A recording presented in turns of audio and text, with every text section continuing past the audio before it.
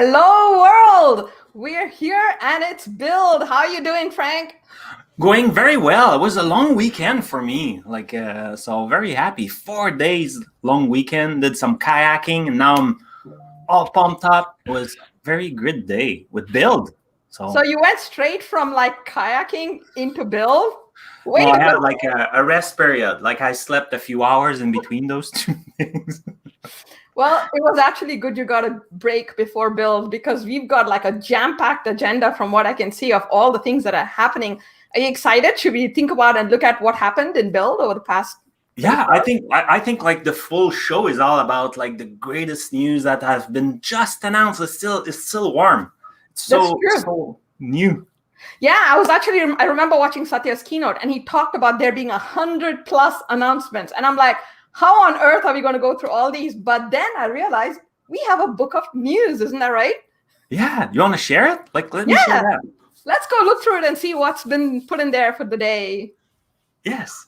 Oh, Yeah. and if for everyone here, if you want to go check it out, the link will be in our show notes. So go check that out. But wow, what's going on? So let's see what categories they have. But Nitya, before we go, like, so people don't get surprised. Like, so right now it's like build is just half done, right? There's still tomorrow. So not all the news are yet inside the book of news. And we say book of news, but it's not paper. It's like it's a website. That's right. That's right. And it's the one place you can go to check out all the announcements. There'll probably be more stuff coming up later, but let's look at what the categories are. What do you see? Yeah. So there's a table of content, and like it's really great. It's all, like of course there's Azure. So I'm very happy because I'm always talking about Azure, AI, cloud data. There's stuff for everybody. Developer community. So that's pretty cool. Green software. Isn't it one of your patient?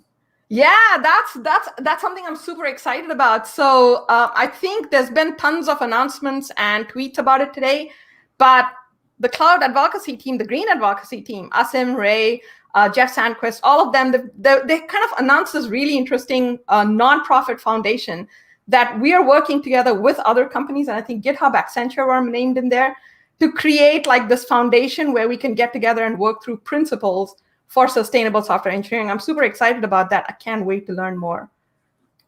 Oh, that's awesome. What else? Looking on the side, I open it in my. If people are wondering where I'm looking at, I'm looking at the other screen.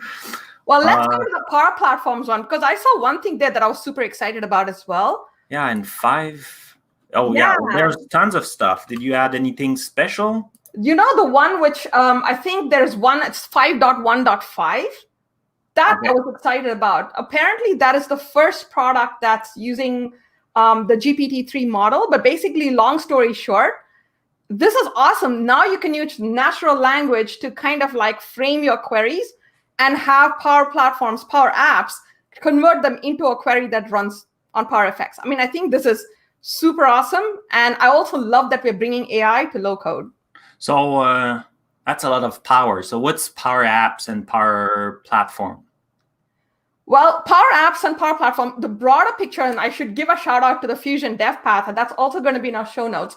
You might have heard in Satya's keynote that he talked about Fusion teams and kind of like this tech intensity and digital transformation and having the ability to have citizen developers and low-code development work alongside pro developers and code-first development to tackle real-world solutions. So Power Platforms is our low-code platform.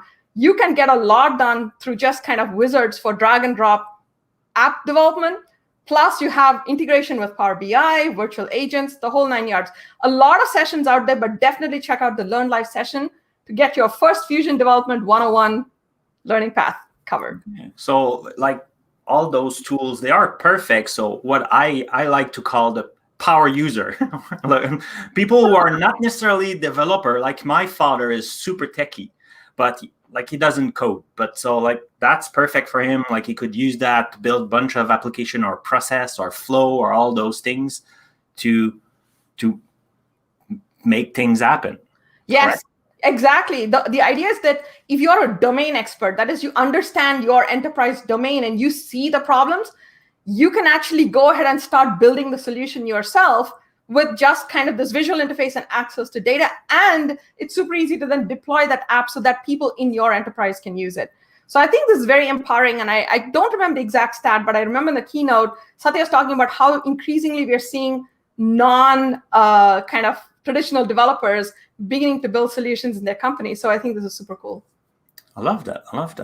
So this is perfect for people who don't know what to look, or maybe they have a very limited period of time they could devote to watching video from Build. So like that's a good place to get started and look what you want.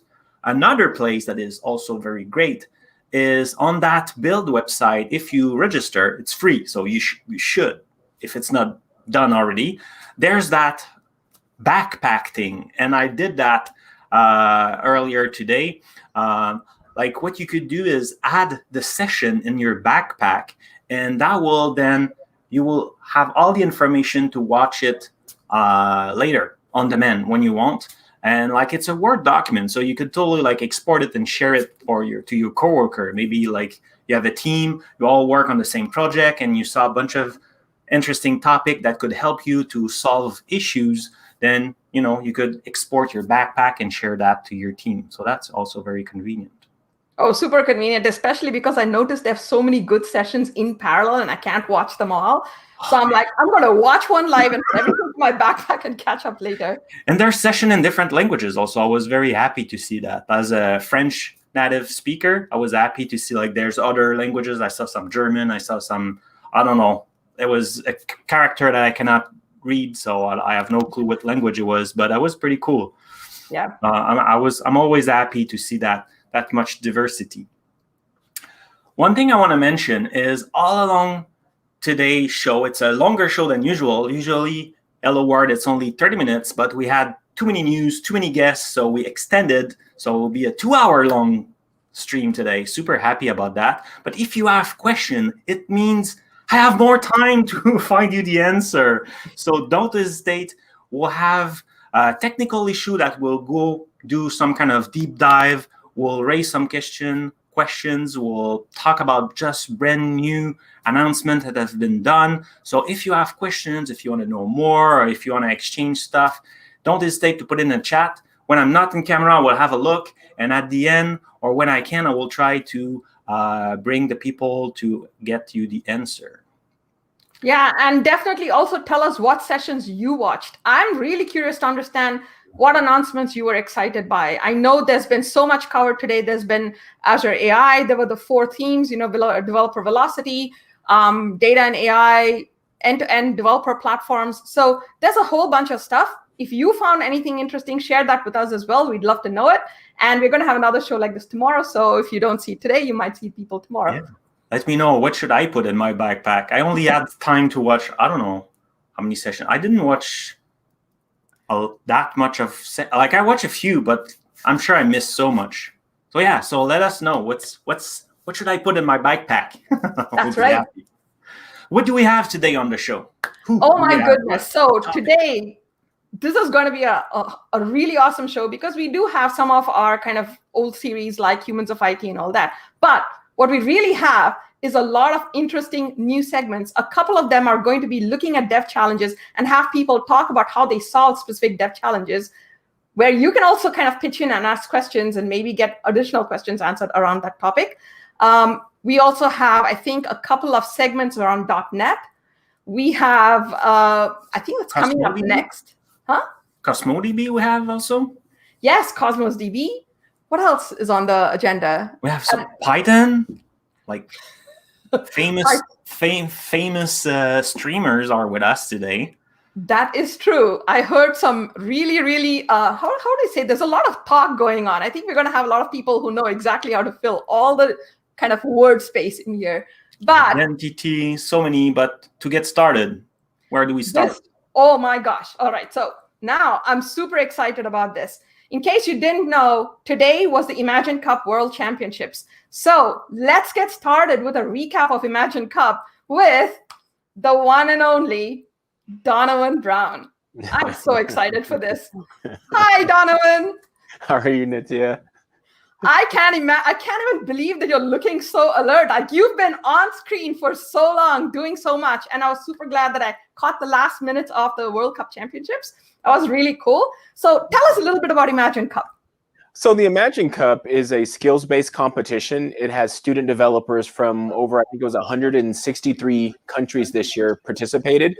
And it's an opportunity for them to take their passion and turn it into a way to actually have a positive impact on our future. And it was really interesting to see it today because some of the solutions that they had were just fantastic. And I joked on Twitter a couple of times that, man, I wish I had a cow. And the reason why is because you might have seen one of the categories where they had an ear tag for a cow. And the information they were able to collect was just amazing from that. And I kind of like, man, I wish I had a cow so I could play with that technology.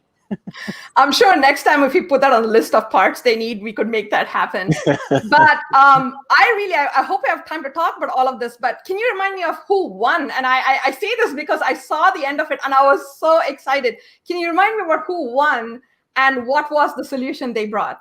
Yeah, so Team Roweba from Kenya won. They were in the health category. And what they created was an IoT type of solution that allows infants to be diagnosed, so their weight, their height, their pulse, and a lot of critical information that needs to be sent to doctors so they can have early diagnosis and early detection of things that they would otherwise not be able to get. Because when you're in a third world country, it's really difficult to get to a doctor. You have to walk for days just to get there and then wait in lines once you do arrive.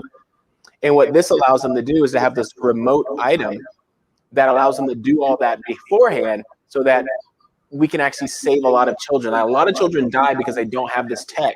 So they're having a really direct impact on people, which is fantastic.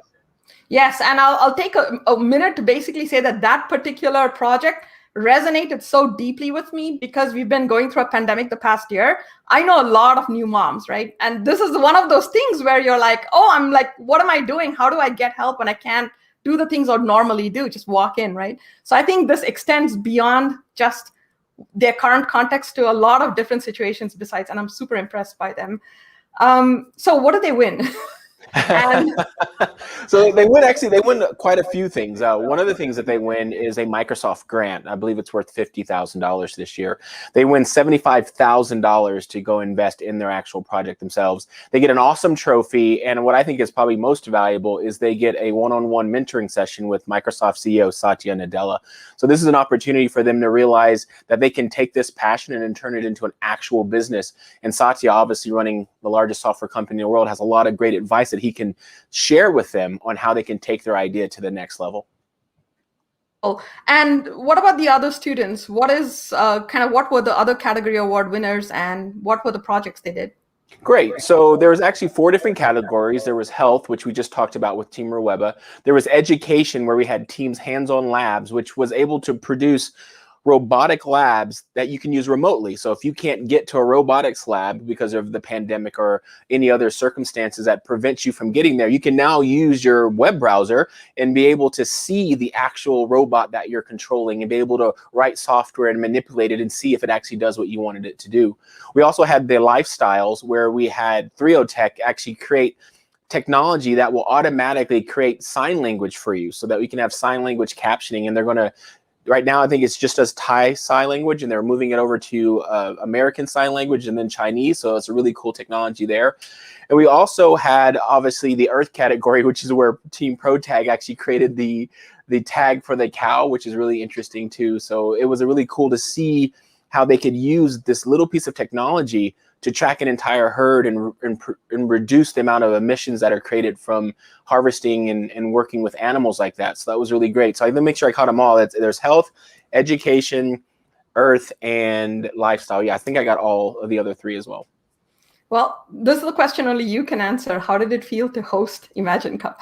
Man, even watching it back, when you see the reaction of the team that won, I got choked up again. And I got choked up during the recording as well. And I don't think it came across there, but it's such an inspirational event to be a part of. I've been a part of the Imagine Cup for several years now at different stages of the judging or different. Once I was a roaming reporter, so I've tried to participate in the Imagine Cup every year any way that I can.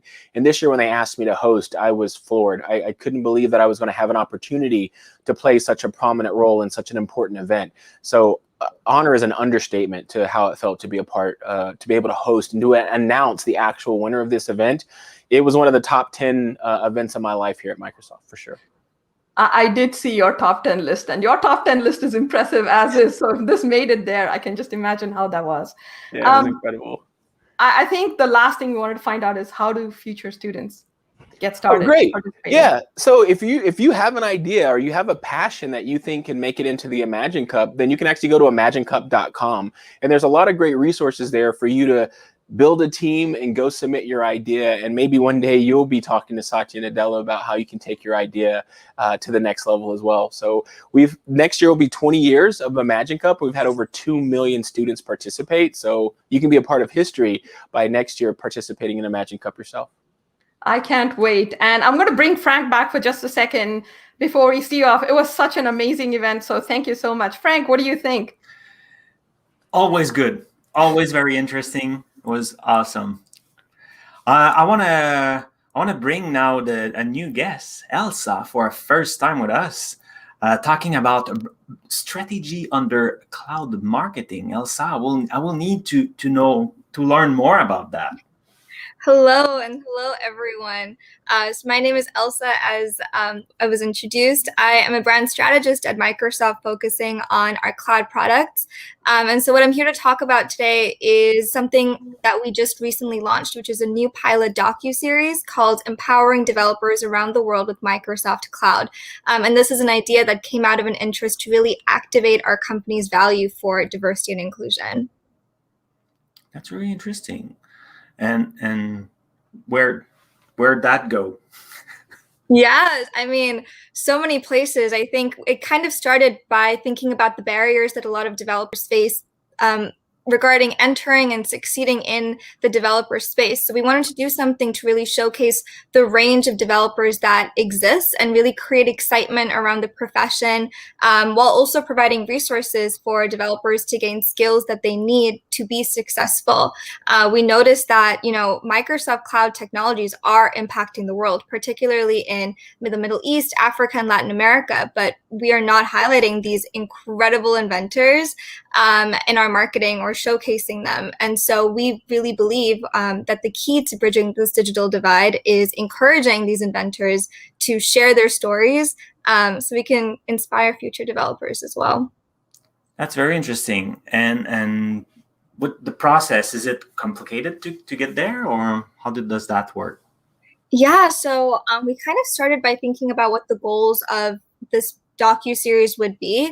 And so first and foremost, obviously, representation in terms of highlighting these stories that showcase developers who are really transforming their communities. And then from a business perspective, we wanted to be intentional about building communities with developers in these regions and also a younger audience. And we want to really transform the way that Microsoft is viewed in these regions and showcase that, like, we are an ally and you can become a change agent and we can kind of help you do that. And then we also want to, like I mentioned, inspire young developers to use our skilling resources to get to where they want to go. And so the call to action at the end of each episode is a link that is aka.ms/training and certification, which is really a landing page for all of our skilling resources. And so from there, I was able to source stories by connecting with our cloud developer advocates and developer audience PMMs and more folks within these locations who kind of have a pulse on the inventions that are happening there. And then I really wanted to make sure that the stories we told were developer and customer focused. And so we conducted some research into how we can really emotionally connect with our audience. And I used that to develop a story arc that looked at the trajectory of our viewers in terms of building attention, creating a resolution, and just building a memorable customer-centric story. And then we partnered with local directors in these regions because truly there's no one more equipped to tell these local stories than the local people. Our production team then did an incredible job editing and putting together all the footage, and I was able to connect with our Microsoft-owned social channels, YouTube pages, web pages, and also Satya Nadella's team to include our episode in his keynote earlier this morning, which was really exciting.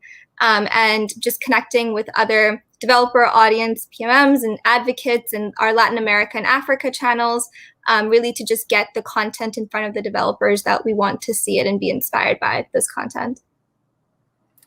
This is wonderful. So what is the hope for this series? Where do you looking for to get further with it? Yeah, I guess the hope is really to create a template for storytelling that is impactful and customer-centric and globally representative. I think Microsoft has a big mission to empower everyone in the world to achieve more, and we are doing that, but what we're kind of missing is the storytelling aspect. So we have 2 episodes right now, but we're not going to stop there, and we're hoping to continue creating episodes for this series. So I cannot wait to see. So where does it start? When does it start? If people are interested to see that. Yeah, so our first episode is out right now.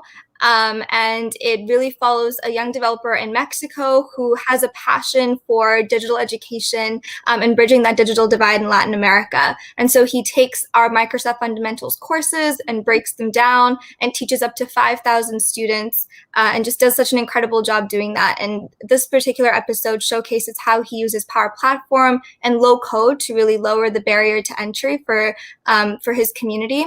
And that episode is out right now on the Microsoft Imagine YouTube page, so definitely check that out. I'll make sure to add those links in the show notes that will be available for you. That's really interesting. And those people are all guided to that to produce all that segment, correct? Yes, for sure. That's really interesting. And now what's coming up? What's the future of this? Yeah, so up next, after this episode, we have another episode in South Africa that follows 2 sisters, Christine and Naomi Bisimwa, and they are determined to tackle and solve the issue of gender-based violence, which I'm not sure if you are familiar, but it impacts about 1 out of 3 women in the country. It's an issue that's very close to my heart because I actually grew up in South Africa, and so telling the story was powerful and heartbreaking to showcase how they're using cloud and mobile technologies to really kind of address this issue and combat this issue they particularly used Microsoft Azure and GitHub to build an app that supports girls and women in the community to really take back their lives is how they phrased it. I really like those stories. It's always, as a developer, sometimes you just think that you're, putting keywords, if, loops, and condition and stuff like that. And you don't sometimes realize the impact that you could have. So all those stories, they make kind of the value that, hey, your coding, it's not for nothing. You have an impact. It's really cool. So I really enjoy those kind of effort where we learn about those stories. It's motivating to when we hurt, when you try to deploy a thing and it's not working, and we'll see a few of those later today. But it gives us the energy, I think, to continue and fight to find a solution because those code really help. Thank you a lot for sharing all that information. I want to bring Nitya. Nitya, what do you think about all those fantastic I'm stuff? so excited. I heard that she actually has a clip of that first episode. I wasn't sure if we were going to see that, but was that something to do with Mexico? Do you have it? Yes, Oh, wow. I can do that. I'd love to share that with all of you. Yeah, I'd let's love to watch see it. We should watch. Since I was a kid, I always wanted to be an inventor. When I became 16 years old and I had to decide for a career in engineering was the thing that was more related to this world of being an inventor. My name is Sharif Nasser. I was born in Venezuela, but I'm currently living in Mexico and doing my BS in Digital Systems and Robotics Engineering at Tec de Monterrey. I came to Mexico 5 years ago thanks to the help of my aunt, and at that time I realized the power of having a helping hand in your life. We are part of a Microsoft program called Microsoft Learn Student Ambassadors. Once I got into the program, I was inspired by what all other student ambassadors around the world were doing to impact their own communities. So I started to run my events, I started to grow the community, mostly in Latin America.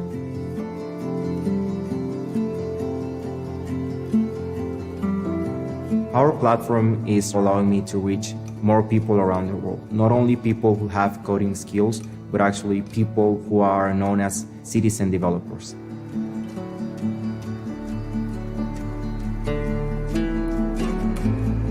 One of the biggest problems in Mexico has always been access to basic services. Still today, approximately 40% of the population does not have access to the internet. So we have to bridge not only the digital divide, but also the divide in the skills and how those skills are matched by jobs. Technical education is really the future of education. Certain segments of the population have not been able to complete the formal educational process of the public system. So if we don't teach them how to program, how to outlast these changes in technology, then the situation is going to get more dire for these communities. The biggest challenge is teaching to people that are just starting their journey in tech, because many of them can feel like they don't belong to this community. And I really want to make these events, my activities and everything that I do, very inclusive for everyone to feel that they belong, to feel that they can express themselves and that they can do what they want with technology. Power Platform makes it very easy for everyone to learn how to develop their own solutions, because you don't need to learn how to code. You can use these tools that are very user-friendly, very intuitive. They are just drag and drop tools that you can start using since day one.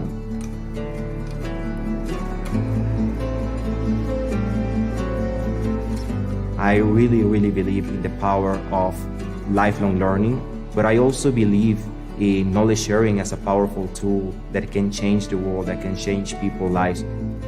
By providing those tools, we're able to democratize the use of this technology, to spread the benefits, and to have people use the exact same tools that the most sophisticated workers have within our educational systems.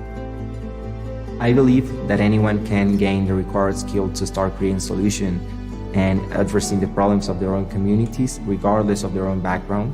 They just need the right tools.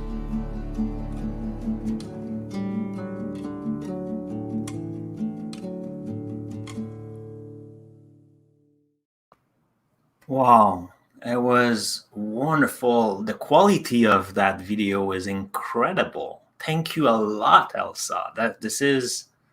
I'm speechless. Yeah, I really liked that. He had one of the screens had this message which said Pro Developers plus Power Platform is no limits. I like that message. I think this is amazing. This is what community can do, and we kind of share and teach each other. Amazing, amazing stuff. Thanks so much, Elsa. Thank you. It was great. And talking about community, I want to bring now two community leaders in Python, Cecile and Brian. How are you, my friends? I'm well. Cecil, you're muted right now, so just a heads up on that. But it's good to see you, Frank. It's good to be working with you. Yeah. Cecile will stay muted, or it will come alive eventually? This is so to share some more about. I mean, these are the typical things we deal with when it comes to live streams that Cecil and I do about Python. There we go. What's up, Cecil? There you go. Sorry about that. So for some reason, I thought, I was unmuted, but, like Brian was about to say, this is what happens when you live stream, right? Like there's always all the buttons to turn and to flip. But I'm here now. I'm present. I'm ready. Yeah, and like nobody could see him, but I was seeing Cecile before just dancing to get warm up in the zone. And I do the same thing. I know, Brian, also you do that on your stream, but we'll save people or their dance skills right now. And that's the better. Cecil sings as well, so just a heads up on that. Hey, let's not talk about that now. That's between you and me. We don't need to tell everybody about that. All right, we'll see. Today we're here to talk about Python and how we can solve issues, correct?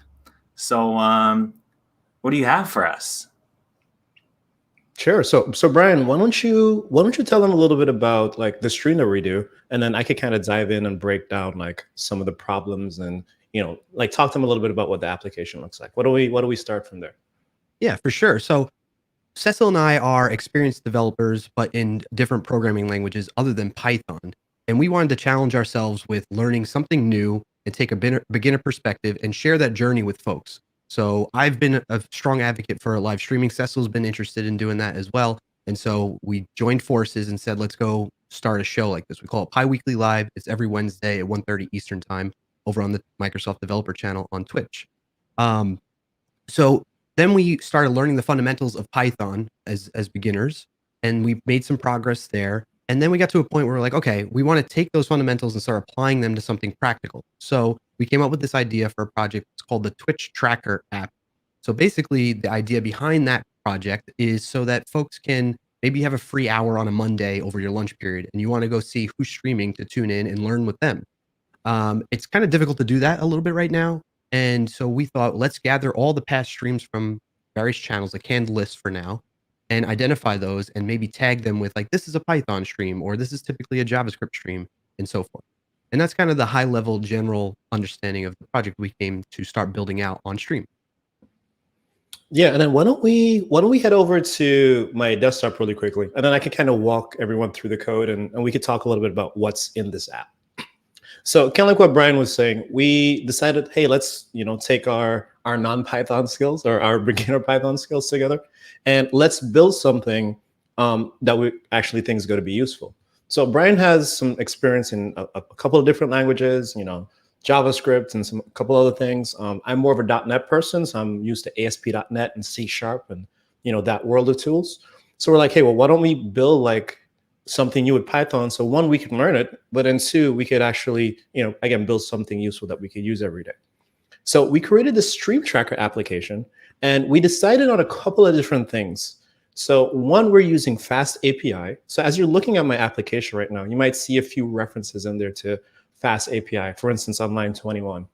And Fast API is a really cool framework for building just web APIs because, it's fast, right? Fast API, that kind of makes sense. And so we're using Python, we're using Fast API.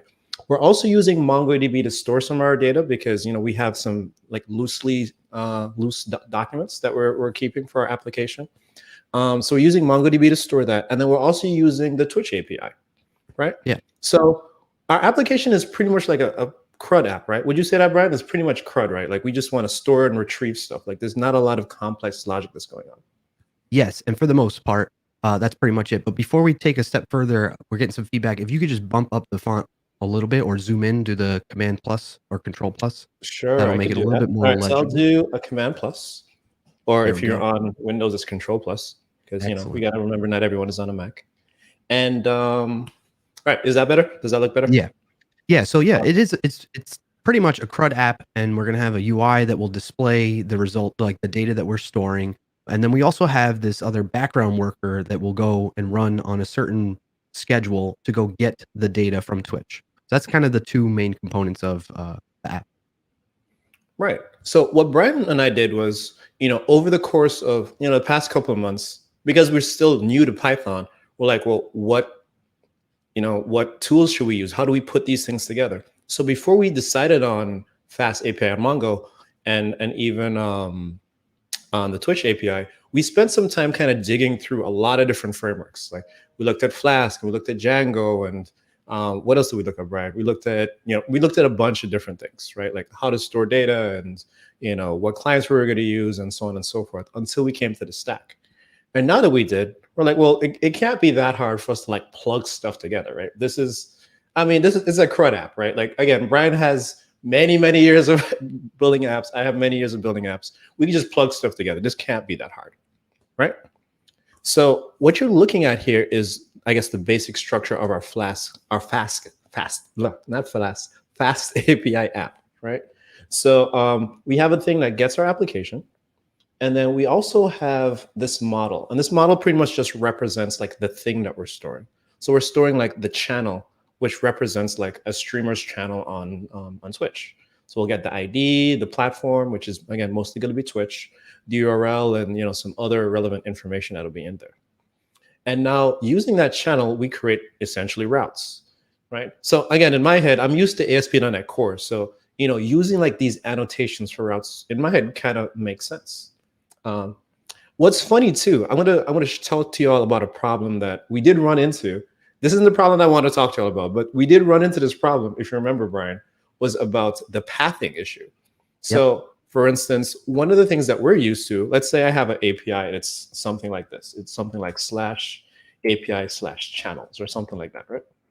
So I'm used to in ASP.NET Core, for instance, like I'll have a path like that and I could just make a request to it. And it doesn't matter whether I have it like this or whether I have like this closing ending slash in it. But it turns out, again, when we do it in something like Fast API, that actually matters, right? Regarding how you set those things up. So that was one of the issues that we ran into in the beginning, right? Like we had to remember, hey, some of the things that we're used to in the other environments and platforms don't actually transfer over. So you can imagine, like, we spent a long time digging through and clicking through routes and running through Postman requests, and we're just like, why isn't this working? Like, I don't understand this, right? And then we finally was able to figure that out. But anyway, that was just one of the minor issues that we ran into as we're kind of going through this process. And what I want to emphasize with that, Cecil, for folks, Sure. Cecil and I are coming from a team where we're focused very much on students and beginner-friendly type of folks that are looking to start in the industry as developers.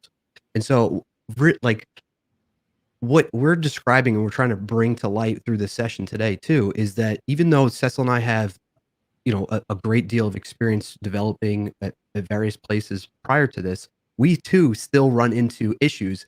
Well, we're going to highlight one of them today, but Cecil just touched upon even another ones and other ones that we've run into while learning and going through this process. So if you're just getting started, you're looking to get in the industry, or you're a student hoping to, get your first job and start your career out of college or whatever it may be, just know that you're probably going to face those types of things regardless of how much experience you have. And, feel at ease with that, embrace it, learn to fail and learn from that failing and keep improving ourselves. So yeah, so let's talk more about what the specific problem we were running into, right? Or I guess more about the stack, right, is what we wanted to describe to people. Yeah, for sure. And then kind of to piggyback a little bit on what Brian was just saying, if any one of you have had any issues, like with writing code and things that have kept you up really late at night, and then only to figure out, well, it was just a slash, or it was just a comma or a semicolon that I was missing. Definitely love to hear some of the experiences you've had, because again, one of the good things about having a community is realizing that, I'm not the only one that this happens to. This happens to a lot of us. So definitely love to hear your stories if you have any of those that you want to share. Okay, now let's head back over to the code. And so what I'm showing you now, like, these are just the basic routes of our application, right? So again, I have a get route, I have a post route. I want to be able to get stuff out of, that collection within MongoDB. And then I also want to post stuff into that MongoDB collection. So we're like, okay, well, now let's just plug MongoDB into the routes, right? Like, we have the route set up, we have our model, right, which represents like the shape of the data that we're going to pass back and forth over the wire or over HTTP. So now we just need to plug in a database thing, right? So obviously this can't be that hard. Okay, so what I did is I created a module, and a Python module is, for all intents and purposes, is really just a file. And we decided that, well, if we're going to use MongoDB and we're using Fast API, well, we want to use async enabled Mongo client, because Fast API supports async. And every time that we want to cross that IO boundary, async is usually a good thing to do, because it helps free up some of the threads that are on the system. So that's always a good thing to do there. So we're using Motor. So Motor is the official MongoDB client from Mongo. And I think, Brian, you'd asked me yesterday, like, why is it this Motor, M-O-T-O-R? Because that doesn't say Mongo, right? Like, do you remember why it was Motor and not just Mongo client or something? Yeah, I was like, it doesn't make any sense to me. But then when we looked it up together, it's Mongo and Tornado, and Tornado is this other library or module that can be used with interacting with your database. Is another driver, I suppose, is that we learned about that. So that's why it's a play on those two words combined together. So Motor, Mongo, and Tornado. So right, that's right. Fun little thing that we learned there. I'm sorry, say that again? I was just saying, fun little thing that we learned from that. I'm glad we explored it, because now I feel like it makes more sense to me now. Yeah, exactly, for sure.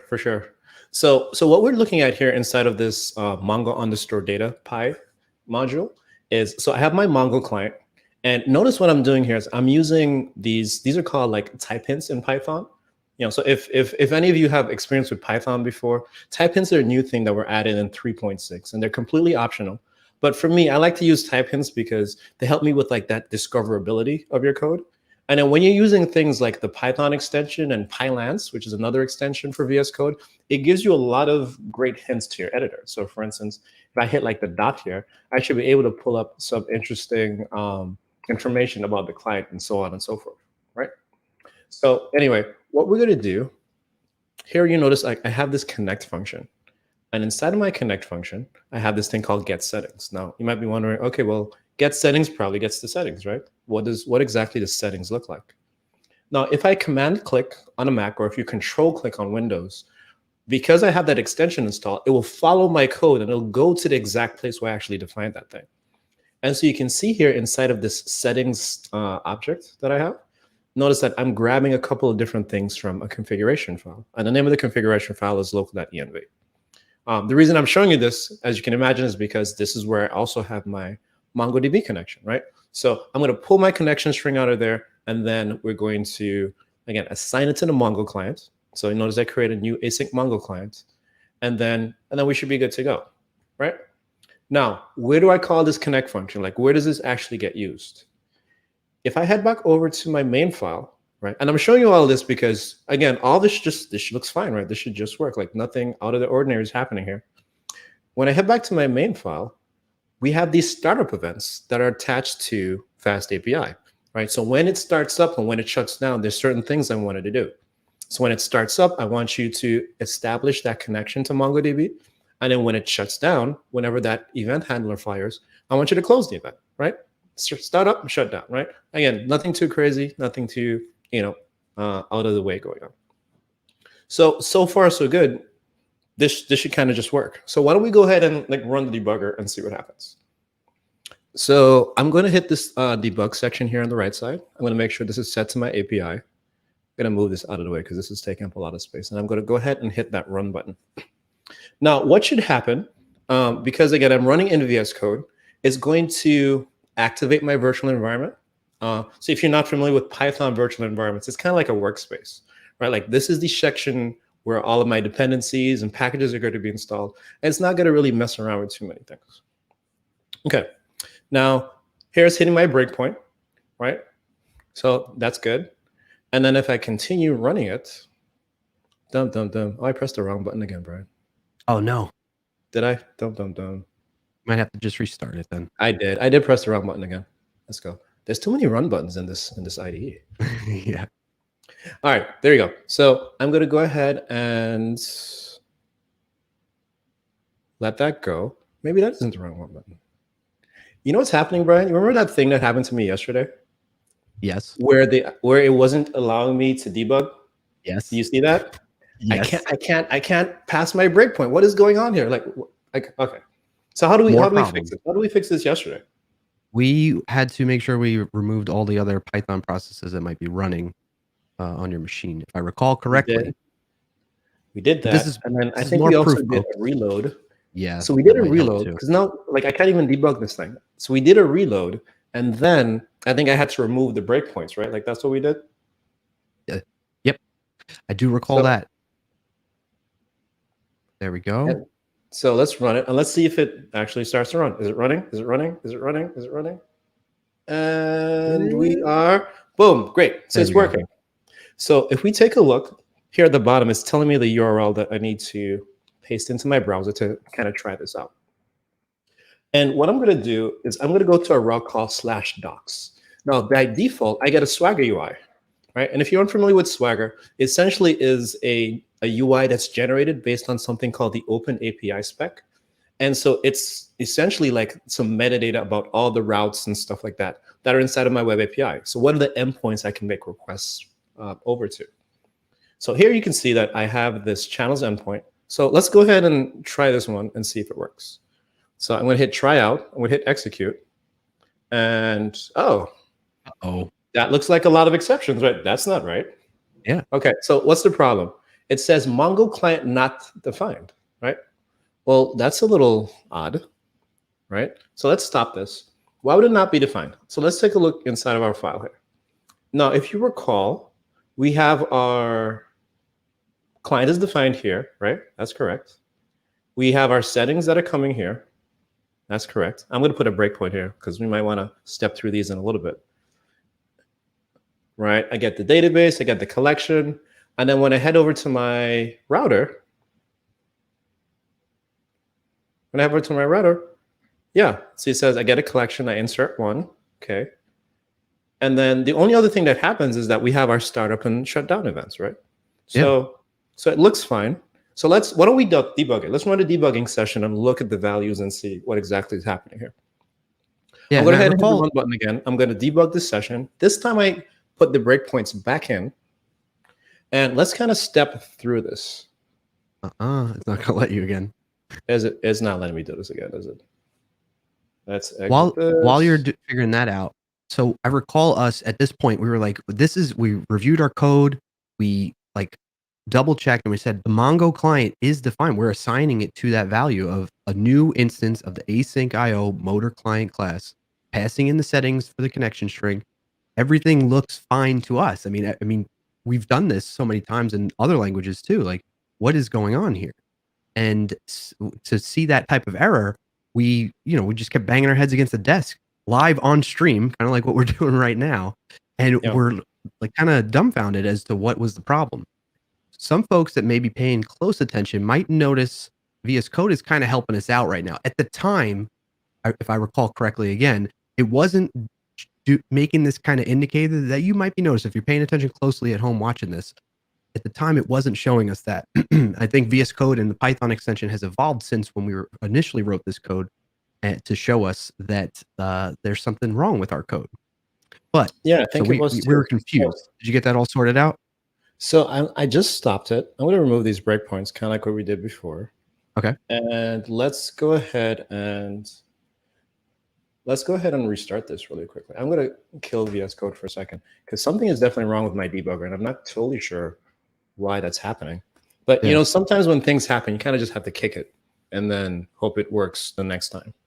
So I just give it a little tap on the monitor sometimes. That usually works too. oh, that's what you do. You like tap the It's monitor. okay, buddy. You got this, buddy. We'll get through this. Yeah, we got it. We'll figure it out. Okay, so all right, so we're going to go through this thing. We're going to hit this breakpoint. It's starting up again. All right. Yeah, it won't let me put the thing there. Okay, so how about this? Let's look at, there's this cache file in here. I'm going to delete this. Okay. So you know that Python creates these PyCache files. Okay. Right? I think sometimes these cache files hold on to stuff that we might, that might cause a little bit of problem sometimes with our debugger. So let's do that again. Let's reload this now. It's worth a try. And It's worth a try. boom. Got it. Let's hit the run button. Come on, let's cross our fingers. Let's see what happens. Let's see if it works.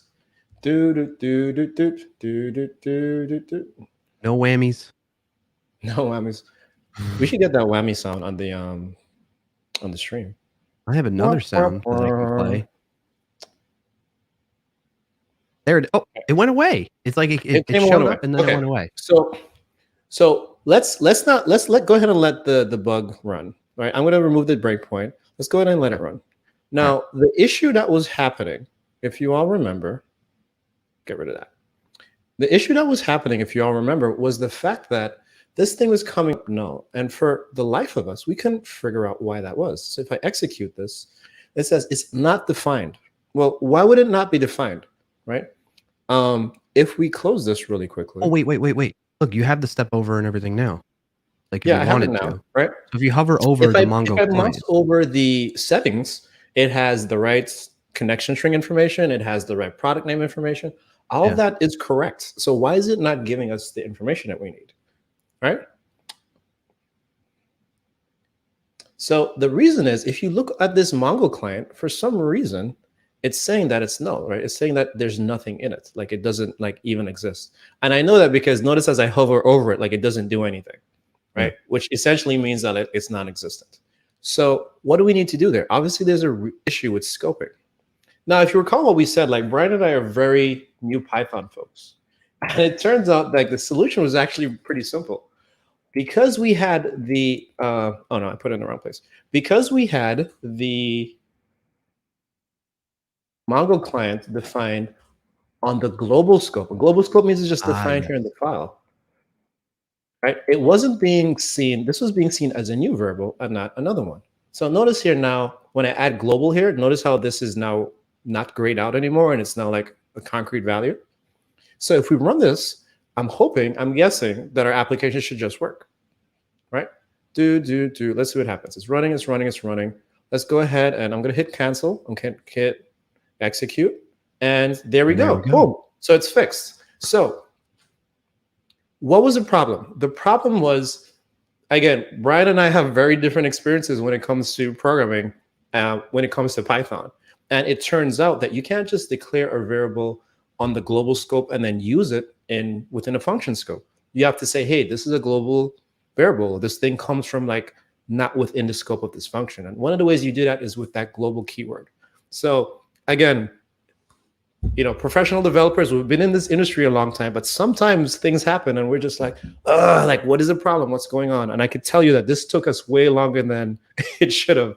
But, hopefully, you folks could check this out and see, this doesn't happen to you in the future. And, you can learn from some of the mistakes that we made. Yeah, and coming from my JavaScript background and experience, I was really kicking myself for not realizing that, because I remember when we learned about the different scoping aspects of Python, that I was like, oh, that's very similar to what we deal with and work with JavaScript as well. So I was like, it's one of those aha moments, like, duh, you should have known that. So, and then nowadays with the latest stuff that Python for VS Code extension provides to us, it even highlights it now to say, hey, this is actually unused variable. So, which is a perfect segue into what we want to share with you all. Right, Cecil? We got some links to share? For sure. So we do have a couple of links that we did want to share, and we do have them in the channel here really quick. So we did want to talk to you about a couple of things. So one, there is the new May release for the Python extension. Definitely would love for y'all to check that out. We'll make sure we paste the links for that inside of the chat.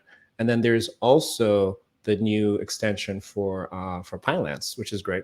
And Pylance now comes attached to VS Code with the Python extension for VS Code. So if you install one, you get the other one, which is great. Now, I know we are running a little bit over time. So Brian, why don't we go ahead and bring back Frank and Nitya so we can stop taking over their show. And let's have them move on to the next session that we have going on. Sounds good. Like those live session where you share, like you said, you are both senior developer in like different language, and now you're sharing how you learn. And I think it's all about how you learn to learn kind of thing, where like you're deploying and having some issue where you investigate. It's really interesting. And you're live every week, if I'm not mistaken. I forgot the date, but we'll put all the detail in the show notes. I think it's on Wednesday, but I could be wrong. Don't get me on that. Nitya, who's coming next? I think we have another of those investigation I'm really excited about this one, because I think we're calling this Dev Problem Solving 101, and we're going to have Laurent Bugnon talking about durable functions, memory and serialization issues that they came up with in a real world context. Laurent, how are you? Hey Nitya, I'm very good, thank you. How are you? I'm doing well. You're what time is it over there, or should I not be asking you? Oh, I don't even want to know. It's like tomorrow already. So yeah, that should tell you. Yeah, but we had a conversation about this. I'm super excited about this segment. So set the stage first. Tell us about durable functions and what are we going to talk about? Absolutely. So, it's all about serverless, and it's all about an actual production application which is running right now. And in fact, if you want to check it out, or to check the result out, at least if you go to docs.microsoft.com/events, it is a page where you can see all the sessions from Build, which are currently available on demand. And this is an offering that we started earlier on with Ignite. And those pages are actually created by an automation that I built, which is using Azure Functions and GitHub Actions and all these beautiful automation things. I'm using .NET because I'm more of a .NET developer, but you know that you can do functions also with other things. But maybe before we go into durable function, I think we should talk a little bit about Azure Functions and serverless, right? I was going to ask you, because you mentioned Azure Functions, you mentioned serverless, and there's a ton of serverless offerings at Microsoft. So what should we know? Yeah, so serverless is one of those super exciting aspects of the cloud, and it has a lot of advantages, and it's all about the deployment model and the running model of your applications if you want. And so sometimes we talk about those acronyms, things like IaaS, which is infrastructure as a service, which is essentially a computer running in the cloud, right? And then we have one level of abstraction further, which is a PaaS, platform as a service, which is things like, for example, a web server running in the cloud, where you don't worry so much about the machine on which it runs, but you still have to maintain the server and do a few things about that. So app services is an example, or we have also some offerings like Azure SQL Database. And here really is the difference between infrastructure as a service and platform as a service is that in infrastructure as a service, you have to worry about the whole machine. You have to put antivirus software on the operating system, for example, these kind of things. While in platform as a service, you don't. And that's already a good step in the right direction, like less worry. But if you want to go even further, maybe you don't even want to worry about anything. Like you just want your code to be deployed and run. And that's kind of what serverless is doing. And serverless is not just about functions, because very often when we talk at Microsoft, we talk about serverless Azure Functions, which is one big aspect. But we have a lot more, right? We have logic apps, for example, which I believe you like a lot. I do like them as well, right? Yes. Like no-code or low-code solutions. We also have a lot of services who have a serverless mode. And for example, you can run Azure SQL Database in serverless mode. You can run Kubernetes, Azure Kubernetes in serverless mode. We just announced Cosmos DB in serverless mode. Yes. And here also the serverless mode doesn't have just to do with the deployment model, but also with the way that you are built, because there is also what we call very often a consumption model, which means that essentially you pay for what you use. And if you don't use your database, your web service or your web server or whatever, then you're not going to get billed. And so, of course, it means that those serverless functions, serverless applications, serverless frameworks in general are cheaper than the platform as a service, or of course, then the infrastructure as a service scenario. Yeah, so this makes total sense, because as you keep moving up that AAS ladder, you're outsourcing more of the management and focusing more on the pure logic of your application. And the way I've seen all serverless, it's really event-driven. But what can we do with functions? We want to talk a little bit about what Azure Functions actually gives us. What are some of the benefits and features available? Yeah, absolutely. So Azure Functions are really awesome. I really, as soon as I saw Azure Functions, I knew I would use them. I knew I would use them a lot. And one really cool thing is that they have, they support multiple languages. Like, for example, I'm more of a C# person, so I'm using C# for functions. But you can use JavaScript, you can use Java, you can use these kind of things. You can use PowerShell even if you want to maintain, some automation and stuff like that. And also one thing which is very often the case with serverless systems is that they react on events, right? So most of the times they are kind of sleeping, you don't pay for them. And then maybe you can have an HTTP trigger, which is like an HTTP request triggering it. Or maybe it's a timer, so it's like a recurring thing happening. Or maybe you have a queue and then you have some messages on the queue, etc., etc. So it's really pretty cool and pretty versatile, very easy to use. But there's a catch. Yes, so let's first dive in, set the stage, because I think we want to talk about the specific problem you ran into and durable functions, and then kind of talk through how you solved it. So what was the problem? Yeah, so one problem we have is that if we try to solve the problems that I'm trying to solve with functions, it's just not going to work, because you see, I'm creating a lot of pages. For Ignite, we created 300 pages every half an hour. And every half an hour, because the session is approximately half an hour. So every half an hour, we check the state and we say, all right, do we have more sessions that we can create? And creating a page means I'm going to create those pages. They are markdown, right? After that, we commit that into GitHub. So first of all, we check, do we have to commit them? Did they change? Then we commit them. And, if you think 300 pages and maybe creating a page and, committing it and everything, it takes maybe 1 minute, let's say it's 300 minutes, right? And so, if you do that one after the other. And so this is a problem. And this is where durable function can really help you because we have different application patterns that you can do with durable functions. And really the key here is that you have an orchestrator. The orchestrator is a function. And then it's going to basically say, all right, now I'm going to run other functions, right? We call them activity functions, in a certain order. And that allows you, maybe we can take a look at some slides, for example, to kind of illustrate that. Those are the application patterns of the durable functions. For example, you can chain them one after the other. So you can say, okay, the orchestrator is going to start a function and then wait for it to complete. And then it's going to start another one, and the next one, and the next one, and the next one. And here are the slides where you can see this pattern. And we have all that in the show notes, so you can go and check it out and see the documentation about that.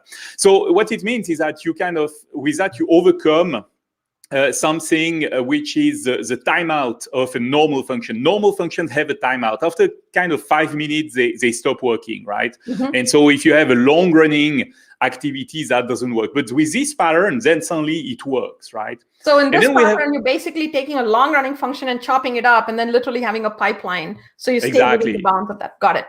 Yeah, exactly. And that one is cool, but it doesn't solve my problem, because in my problem, I really want to have 300 pages produced in parallel at the same time, right? So this brings us to the next application pattern, which is a fan out, fan in, right? And so here what you do is that the orchestrator is going to start just as many functions as you need. So in my case, I had 300 pages to create. I just started 300 functions. But 300 is not a big number in the world of durable functions. Maybe you can start 1,000 functions or 10,000 functions or whatever. And because it's a consumption model, you're just going to pay for what you use, right? So I'm going to pay more while those functions are running, but when they are done, then I stop paying, and this is pretty cool. So this is a very nice model. But, you know, it has a few issues. And one issue that we had really when we were running this is that, first of all, when I was running this application locally, because you can run those functions locally to debug, I noticed that everything was running just fine. And no problem at all, everything's cool. But when I was deploying that to production, in the beginning, everything went well. When we had something like 20 pages, and then we had 30, and then we had 50, no problems. But when we are starting to reach like 200, 250 pages, I noticed something really weird, which is that the function application was just stopping to work. And it was running. I could see some, some logs coming out, and that was all cool. But suddenly it stopped working. And of course, I was a little bit left in the dark because I didn't get logs. I didn't get an exception. I didn't get something which was kind of helping me to understand what was going on. So this is, I think, just to kind of like set the context for our audience, it's similar to what Cecil and Brian were talking about, where this is where we've got to really figure out how to debug the problem. Yeah, completely. Yeah, completely. And so what do you do? So it's a little bit like Cecile and Brian were saying before. We have accumulated, multiple tens or dozens of years of experience. And yet I was stumped, right? Like I've been coding for 25 years and I was stumped. I just didn't understand. So basically I started asking people around me and what should we do? And then I started analyzing what's going on. And one thing that you need to understand is that when you see the slide which is on the screen right now, things are maybe make a little bit more sense, because those functions are operating as a unit, okay? Right. And nobody even says that a function number 1 is going to run on the same machine as function number 2, right? We just put those functions where there is space, right? So that we can give you as many functions as you need. And in order to communicate with each other, those functions need to serialize the objects that they are going to pass to each other. Right. And so that should already ring a bell, because when you serialize things, it's a deep serialization. And you see, when I have an object which is an event, and this object has 300 sessions, okay? In the C# world, I'm passing everything by reference. So if I have a list of 300 sessions and I give the event to a method and the method is executed, I'm just passing a reference to the list, really, okay? But in the function world, in the durable function world in particular, when I'm serializing those 300 functions and passing that to function number 2, which is going to execute some code, this is serialized. And if I have 300 of those F2 here in the middle, it means that my 300 sessions are going to be serialized 300 times. And suddenly I have 9,000 objects. Suddenly it made sense to me why you put memory in your challenge for this problem. Yes. That is exactly the problem, right? Right. So right. what and memory is, problems, by the way, are super hard to debug if you don't have the right tools. So this is awesome. Yeah. It's really hard because you don't necessarily get an exception or something. It's just that basically the machine is on their knees and stop working, right? So and I that remember was really talking hard. briefly, you didn't see any out of memory error. You just knew it wasn't working the way it was supposed to. Yeah. So again, as a developer used to work on my local machine, I was kind of expecting to see an out of memory exception or something like that. But again, right, in the world of production, and because remember, it didn't happen on my machine, because on my machine I have 32 gigabytes of RAM, right? So it was no problem. But of course, on the small machines where the functions are running, then you can get that, and it just happened that the machine just crashed. But it worked on my machine, right? Like it's the worst bugs to debug. Yeah, go ahead. Sorry. That's really hard. So I tried to rely on logs, on debugging logs, and all that, and nothing worked. Now, the good thing, of course, and the huge advantage that I have, working at Microsoft, is that I do have some access to very clever people. And I was able to talk to the durable functions team, and they all helped me debug that. And I think that by talking to that person as well, who didn't know what was going on as well, right? I mean, we really went into that a little bit in the dark, but by talking to people, you also understand, you kind of see the problem with different eyes, and two pair of eyes are always better. So again, this is a good practice when you debug, right? Ask people, even if they don't know what's going on, just by talking to them, you kind of understand a little bit better. And through that process, we actually kind of focused on memory issues. Mm-hmm. And our first idea was to say, let's just throw more memory to the problem and see if it solves the issue, because that would be an indication, right? And it's not good for production, but just as an indication of what was going on. So I upgraded to a premium model, which has more memory. It didn't really change anything. But then I remember very clearly that once I was totally out of the context of the programmer, not in front of my machine, but I started thinking of my object structure. Mm-hmm. And this is kind of when it popped that I realized that I was giving some list of functions to some list of sessions to my functions, which I didn't really need. Right. And suddenly, when I thought I don't need them, I just realized it's not just that I don't need them, it's that they are just crashing my whole system. And so I went back to my object graph, and I realized that, okay, what made sense for me as a C# developer, I have an event, mm-hmm. and it's OOP, basic OOP, right? Basic object-oriented programming. I have an event, and this event has sessions. And so I'm just going to put a list of sessions in my event. But actually, that was causing the issue, because every time I was serializing those 300 sessions, so I decided to decouple my objects, and I had still the event object, mm-hmm. but then I had another object, which was a list of sessions. Okay. And both had a relation, but it wasn't a reference anymore. It was just where I was saying, okay, now I need this event. I'm going to also go and get the list of sessions. And like this, I was not passing the whole list to my functions anymore. I was just passing only strictly what I needed. And suddenly I noticed that my problem was solved. And in fact, it's running right now. It's running every half an hour during the whole time of build. And it's creating those functions and those pages that you can see on docs.microsoft.com/events right now. So this actually reinforces to me the two basic things that we almost all of us do when we debug, right? One is you have to understand what's happening under the covers. Like really, I think what you were talking about is to go find people, talk to them about how the mechanism, the infrastructure, the fundamentals of that mechanism you're using, in this case, for serialization, how does it work? And then kind of step back, not look at the code, and think through how you could refine your architecture or design to not have that issue. But then I also wanted to, I think we have a little more time, so I want to also talk about the other side of it, which is that memory problem. Like, are there tools and ways for you to have maybe checked for memory leaks and things like that? Or memory leaks?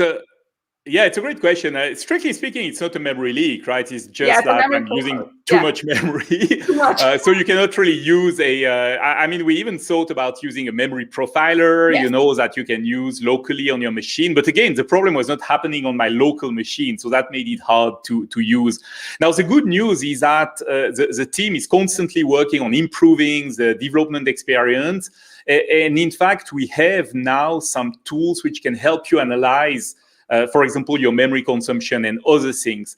And so if you go to the Azure portal, if you go to a function application, you will see something which is called diagnose issues, right? Diagnose and solve problems, okay. I believe it's called. Yeah. And we, again, there is documentation about that. We put that in the show notes. It is available in preview. And that's going to allow you not necessarily to find exactly the cause of the issue, but at least it's going to give you some good indications, like how much memory am I consuming right now? And some of those profilers and some of those tools are available only for the premium plan, not for the consumption plan.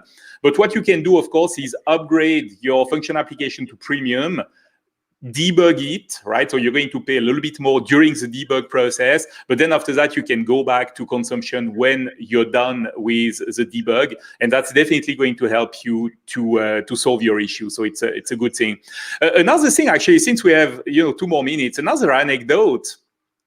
Since there is a lot of serialization happening in the durable function, so one thing that I got is that I decided to add a property to one of my objects. And so I use, Visual Studio. There is a function where you do Control+, then it tells you, do you want to add this property?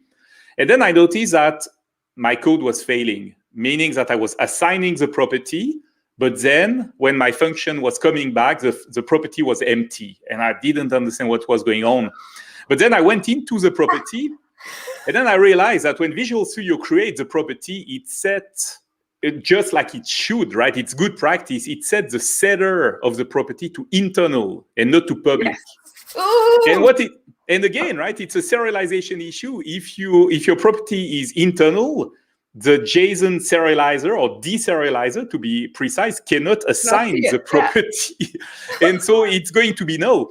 But because the deserialization process is under the cover and kind of magic, if you don't understand precisely what's happening in your function application, in your durable function application, and particularly in the orchestrator, then you're not going to understand why is my property always empty. And I can tell you, I'm not proud of that, but I spent way too long understanding what was going on. And it's only a little bit later, after I got a coffee, that I was like, wait a second, that's an internal property.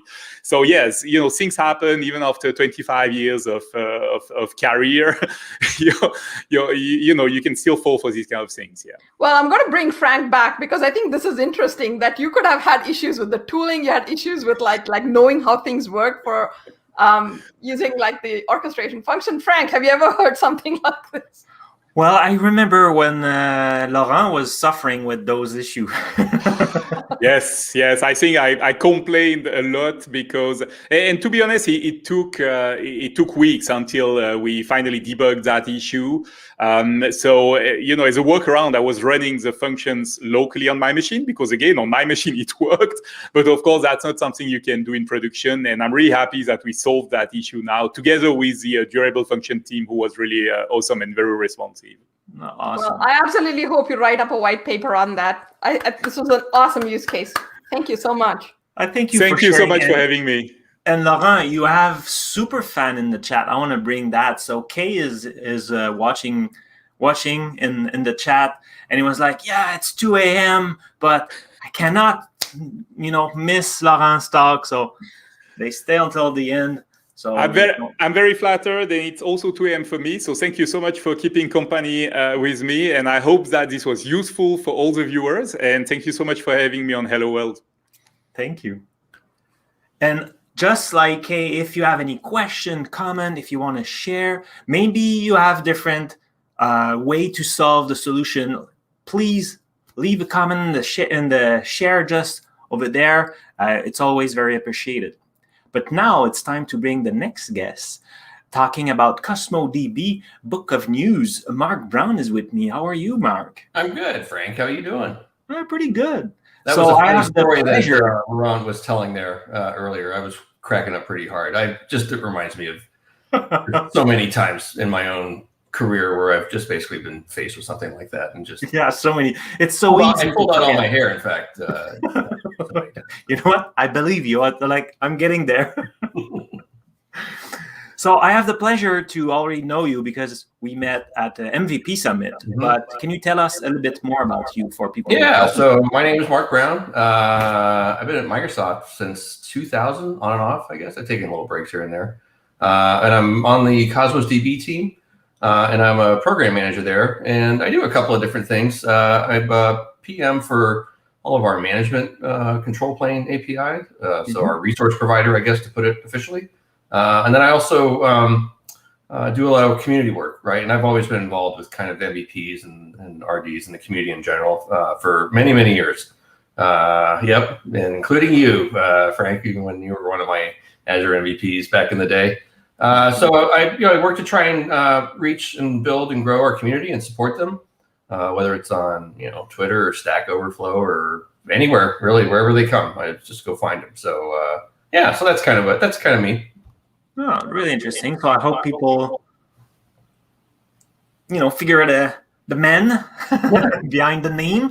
So where do you want to start today? Because Okay, I'm sure you have so- tons of news. We should start with kind of the thing that Laurent was talking about with serverless. We announced the GA for serverless for Cosmos DB. So now it's available for all the APIs. So there's our core SQL API, Gremlin, Table, Cassandra, even MongoDB. So you could do MongoDB serverless now if you wanted to. What does it and, mean you know, serverless for Mongo? What's that? What does it mean? Like I create an instance of CosmoDB just for like a few milliseconds, or no? Yeah, so well, you would create an account and then just toggle the serverless on there, and then just like serverless implies, it's just consumption mode. So you don't pay anything if you don't do anything. And it's just a checkbox or like a like a toggle, I guess. A in the toggle flow. thing. Yeah, wow. Yeah. That's easy. Isn't that cool? It And is. now you could connect that with like serverless functions, and then using say change feed and Cosmos DB, you could do like serverless event-driven applications or like serverless microservices, that type of thing. That's really cool. And so now we could do more. And for people who want to try it, is there a free tier or something like that? Yeah. So free tier. Speaking of free tier, so we also announced today that we are expanding the benefits on our free tier. So we announced free tier, I guess, like night last year, I think is when we did that. And it came out with you got 400 RU and 5 GB of storage for free. And that was free for every subscription. So if you had multiple subscriptions, you could have a free tier account in each one of those. And those are great for getting started because you don't pay for anything up to that 400 RU. Yeah. So now, for a proof of concept or something like that when you're like in an enterprise, right? Yep, exactly. I mean, you can start for free, just doing some easy dev or just getting started on there. Well, now we've more than doubled that. So now you get 1,000 RUs for free and 5x the storage, 25 gigabytes for free. And there now, so now you could use it for starting up new projects or even light workloads. Run it for nothing. Yeah, true. Like that's pretty cool. That doubling that offer, it's definitely useful. Like even like if you want to test it, or if you want to see different scenario, or having like you said, like a little load, you could run on that. I mean, 1,000 RU, you could run quite a bit of stuff, right? So I mean, you could do if you did a point read, that's 1 RU for a kilobyte of data or less. So you could do 1,000 of those a second and still be completely free. 1,000 a second, yeah, sure. That's really cool. So I think that's enough to help let people kick the tires on there a little bit, or start a new project and not pay anything for it. It's a very good news. So I'm Yeah. I'm very happy about it. I'm definitely revisit some of my project to probably use that there. I've been hearing that all day. Is people hitting kidding. me up and saying, "Wow, this is great. I'm definitely going to take another look or redo a project and run it on the free tier now." So Very cool. Yeah. And what else do you have for us? I heard about an emulator. The goodies keep on coming. So we now have a new Linux emulator. So if you're doing dev on your Mac or even on a Linux desktop, you can use this to test your applications before you deploy them into the cloud, right? And there you're using Cosmos for free. So again, seems to be a theme going on here, I think, with the stuff we're doing.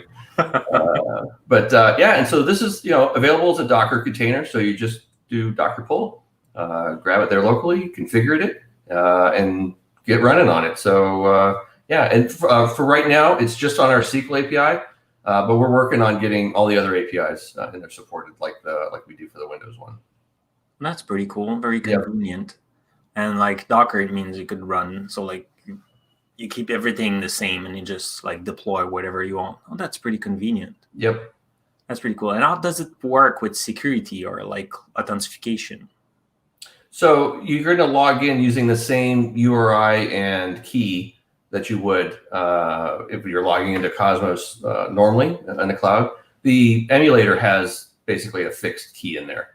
Okay. So you're going to connect to a local host essentially. Pretty cool. Pretty cool. And the like the non-emulator version, any news about that? Like on the support of the security or the roles? Yeah, so we also announced GA for our Azure AD support and RBAC policies in there. So this has been a long time coming. And for people that aren't aware, what we had before is when you would access Cosmos DB, you would hit these master keys, right? And that would give you either read-write access or read-only access to Cosmos. And for some time, customers were saying, "Hey, I want to be able to log in using like roles in AAD and be able to do RBAC, so I could manage my security much better." So now we've got support for that now, and so customers can go and create new roles and do role assignments and do proper RBAC on all of their data operations in and out of Cosmos, and then assign those to either individual service principals or even to applications within there.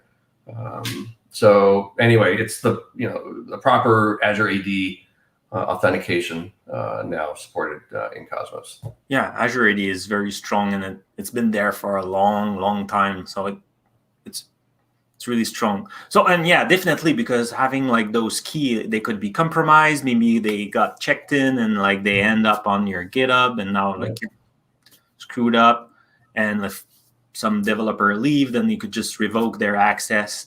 So it's totally easier to manage, more granularly when you're using it. No keys are passed at all over the wire, right? So it's completely, you can't have a breach or a leak of secrets if there's no secrets to leak, right? Because it's all managed, it's all behind the scenes, it's all Azure AD taking care of that. Oh, that's pretty cool. And we'll definitely continue to learn later on the show. So we have people will be talking about security. So definitely cool. Very good. Cool. And more on security too. We also announced GA support, or excuse me, preview support for Always Encrypted in Azure Cosmos DB. So, and this is the same Always Encrypted that SQL users are familiar with, and basically just allows you to encrypt your data all the way from the client, and before you send it, before it goes over the wire. On up to the cloud. That's cool. I heard a lot about a lot of good. I never had to use it in my project. Like I tested, but like I heard a lot of great news from the SQL side. So having that in Cosmos, I'm sure a lot of people will be very happy about that. Yeah, I mean it works exactly the same with with the secret protected in Key Vault there, and then you just use the URI for that Key Vault. Secret, and then you just keep that, you provision that with the account or configure it with the account, and then you're there. There you go, and that's available. So in our .NET and our Java SDK available today. Excellent. Customers can go And check that out. then like 30 seconds, what else can we squeeze in there? Yeah, so big one. So we're doing announced a partial document update. So this is our patch support for our documents. This is our #1 user voice item. We're having a sign up for private preview for that now that customers can go and check it out. And then also our integrated cache. So now we've got an integrated cache that runs on kind of a new compute layer, a VM layer. And this is great because you don't pay RUs for requests that are served by the cache. It's basically covered by the cost of the compute in there. So great way to save on money for read-heavy workloads. Even more lower latency. So down to like 1 millisecond instead of the 3 or 4 you might normally get. This is great for like if you got hot partitions, you can serve data from this thing and save. And also if you got like really heavy queries that you run high volumes of, you could use this to serve that data as well. So anyway, just another great option for customers to come and use Cosmos. This is really great. So we'll make sure we put all that information in the show note so people can learn more and dig deeper and try all those goodies. But now we'll bring back Nitya. That's a lot of news, Nitya, right? That was, what was exciting to me is I'm so glad we had him to talk about everything in Cosmos, because I think in Satya's keynote, he mentioned that Walmart's using Cosmos DB, and that to me is like scale. So now we've got so many things. I'm excited. Can't wait to see what we can do with that next. Cool. Thank you, Mark, for sharing all that with us. Thank you, guys. Great to be on. So I think we were supposed to have Maria up next to talk about .NET Interactive. Hi, Maria. How are you? Hello. Hi, Nitya. How are you? I'm so excited to see you here. I'm doing awesome. Thank you so much for being here with us. I hear you're going to talk to us about .NET Interactive, and I can't wait to hear more about it. Wow, thanks for having me. And I'm just going to go ahead and share my screen. Okay. And let's share that.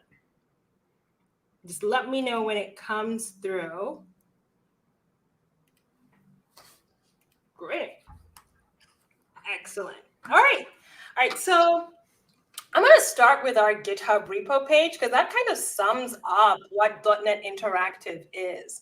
So .NET Interactive is a product that came out of the .NET team that was really focused on getting the next generation of developers excited about building code, especially .NET code. And when we first built it, we were really thinking on documentation and how we could make the learning experience better for people who are learning C# for the very first time. And that all started with something called Try.net, which I'll show in a bit. But then we went on to explore a wider, broader scenarios of like, where else does interactive exist? How do people share code? How do people explore data? So we also explore experiences in Jupyter Notebooks and Interact and VS Code, which will be showed later in the show. We also enable people to run .NET code in very unexpected places. So Build last year, and I can't believe it was a year ago when we did this demo, right? So last year we worked with Brady Gasker and Diego Colombo and John Sakara. And what we did is that we built a code bot, which was using the bot framework where we actually run .NET code in Team. So you actually sent it a code snippet and it returned an answer to you that was executed in Team using .NET Interactive. We also were able, it was pretty cool, right? Like the same engine enables people to do things on the Raspberry Pi and embeddable script engines and REPLs. And these are all different experiences that we're exploring and we continue to grow. And this particular tagline, that was actually came up, my former boss came up with that, Scott Hanselman. .NET Interactive is .NET Unleashed. Right? So let's look at what unleashed means. So let's start at the beginning. So if you look at a couple of C# samples that exist on docs.microsoft.com, you'll find that a couple of them have these interactive experiences, which is empowered by something called Try.net. And once this loads, you'll notice that we have a code editor here on, I think, on the right-hand side. Oh my God, that is amazing. I'll be totally honest and say I'm a C# .NET newbie, so this is making me super happy right now. Exactly, right? We wanted to enable people to just get to the code because in the past, if you were trying to learn .NET for the first time, it would be like, hi, welcome to .NET. And in order to do something as simple as console.runline and run it, you are told to download the SDK, install Visual Studio, or do something like VS Code, but that still provided too much of a higher on-ramp experience. Now, the first .NET Interact Try.NET experience was built using Azure Container Instances, and we were one of the first customers to do that. And one of the reasons why we did that was we wanted people to be able to execute their code in a safe environment, right? Because C#, unlike JavaScript or unlike Python, it doesn't just randomly run on the browser, right? You actually have to compile it. And that was going great for a while until we got a bill of $30,000, right? And like, this is a free tool. So I remember being on vacation in Nairobi and my boss calling me and saying, hey, Try.NET is doing really well. The doc satisfaction is up the roof, but it's $30,000. Yeah. So at the same time, Blazor came out, and I'm pretty sure a couple of people here are familiar with Blazor, which is C# running in the browser. We're like, can we take that and make it the engine, right, to execute our code? So we actually brought our code, our costs down by 95% because we're able to use Blazor execution. And the benefit of this is that it allows us, it's not a scenario we've focused on purely right now, but it has allowed us to open this up for people who want to put this on their blog or put it on other education platforms, allowing people to go over this. So out of curiosity, do we kind of use this for like learn modules or other things where we want to have people interact with and try out samples in the browser? Yes, so I believe there is a Learn module that's being worked on right now that is going to leverage Try.NET in the browser, which I'm really excited about. And also the first prototype of Learn was actually built using Try.NET, and Bill Wagner wrote all the material. Oh my God. Yeah, it's really amazing. So when people saw things like Try.NET, the constant feedback we kept on getting was, this reminds me a lot of Jupyter, right? And Jupyter notebooks, and being able to have that code and code and execution runtimes all in one, and the ability to share it perhaps. Yeah. Share it, like a livable doc. So we were given the charter to go figure out what notebooks meant for the .NET ecosystem. And this is an ecosystem that is so prevalent within the Python ecosystem that we're thinking to ourselves, how do we even get started? And I just give a bit of a spoiler. I'll move this all the way to the end. And we announced Jupyter Notebooks with .NET in November of 2019. And when we announced our notebooks, we had Python, not Python, don't get excited, people. We had C# and F#. Right? We had a multi-language kernel.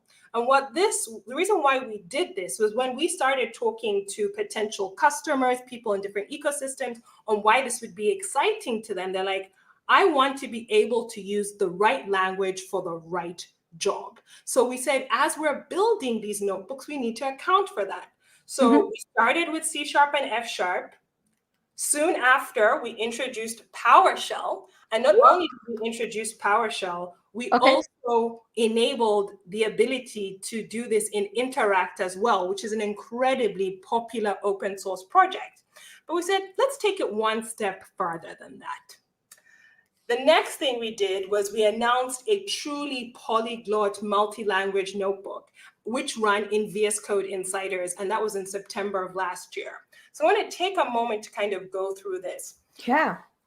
When you are using Jupyter today, you have to have Anaconda installed, Python. The biggest feedback we got from our customers is like, I'm just a .NET developer, and I just want to concentrate on .NET code. So with the experience you have in VS Code, all you need is the .NET Interactive extension, and you're good to go. And not only do we have C#, F#, PowerShell, we have JavaScript support, which allows for great visualization. Yes. Oh my God, why did I not know this? Okay. And we have SQL support, and we're bringing Kusto support as well.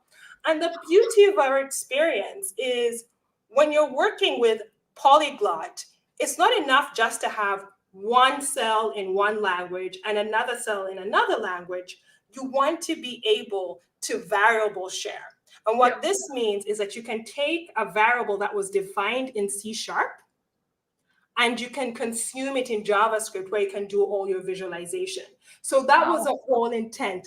Let's make sure we're using the right tool for the right job. And with that, Jeff, any questions? Yeah, I'm guessing we have all these links in our show notes, and we have just under a minute left. So just quickly, what are our customers doing with leveraging .NET Interactive today? Oh, yeah. So we're seeing everything from data scientists who are using .NET Interactive. But the most interesting thing is the way developers are using notebooks for helping debugging and DevOps. And I believe we're actually going to have some of those scenarios shared today. Woohoo! I can't wait for that. And I want to bring Frank back on for a second and see what he has to say. Frank, what do you think of this? This is so cool. As a .NET developer, I'm happy. And we will just continue with .NET and Azure automation. I think I'm getting tired. It's a long day. We'll be automating Microsoft Identity with platform with .NET Interactive. I will bring with me Mr. Christos and Brady. How are you? I'm good. We're good. Yeah, aka Elvis. We're good. Oh, thank you, Scott. It's his good side, man. You know that. I think it will stick with you a little while. Please do, because we have a lot of exciting stuff to talk about, including notebooks for .NET developers and security and identity and some exciting stuff that Brady has talked about. So I'll let him take the reins and drive this, and I'll sit here in the corner. That's good stuff. I've got my screen pulled up real quick. If you want to go ahead and share that. A couple of blog posts real quick that I want to kind of highlight. What I'm going to be talking about is one of my favorite things, the .NET Core worker service template. It's really useful in a lot of different contexts. First context is you can actually use the .NET Core worker service to create Windows services in .NET Core. Glenn talks a bit about that on this blog post here, which we'll have in the show notes down below. This is kind of an early blog when we first released the worker service. And that's really helpful if you want to take your worker service and you want to build it as a Windows service and maybe run it inside of something like an Azure VM or on-premise.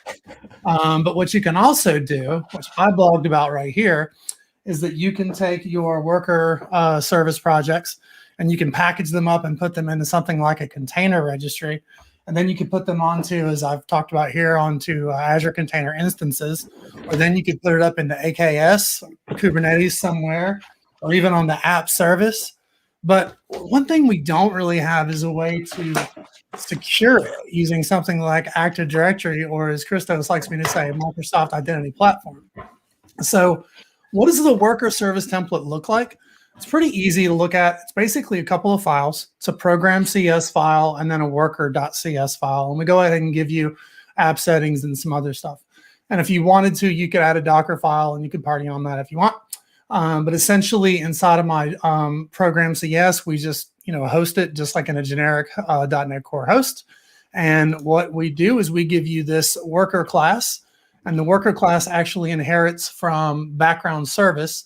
And if we were to take a look at background service, you'll see that it implements I-hosted service, I think is what it is. So a quick question: is a worker service like a service that I run somewhere, like a scheduled task, or something I can call on demand?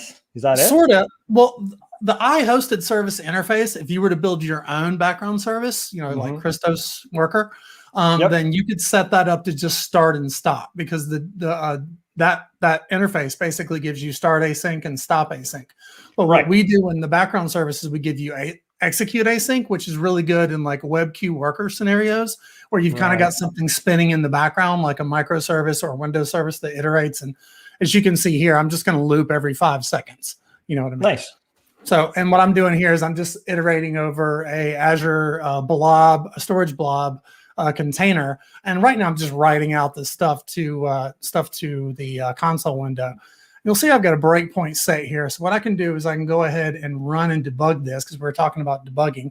Oh, I can debug it locally. Nice. Yeah, I can totally Okay. run it locally because I've got my connection string all wired up in my environment variables. What? So What? I can just Well, go ahead.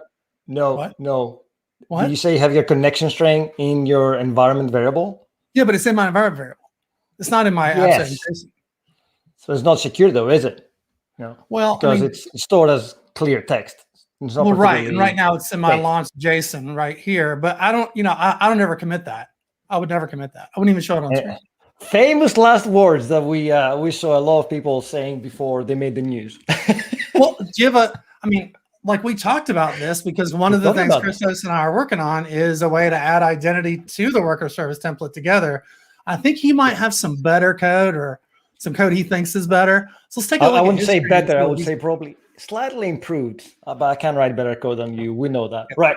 So if we want to switch to my screen, I will show you how not to do what Brady just did and save you from the pain of having to compromise the identity and the security of your app. So once you guys are ready, show my screen, and right here you can see the exact same code, but instead of using what Brady did there, I actually instantiate a chain token credential.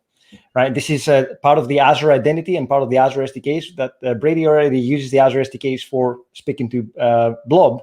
But instead of passing a connection string, which is super bad, developers don't have access to production systems. Developers should not know secrets in general.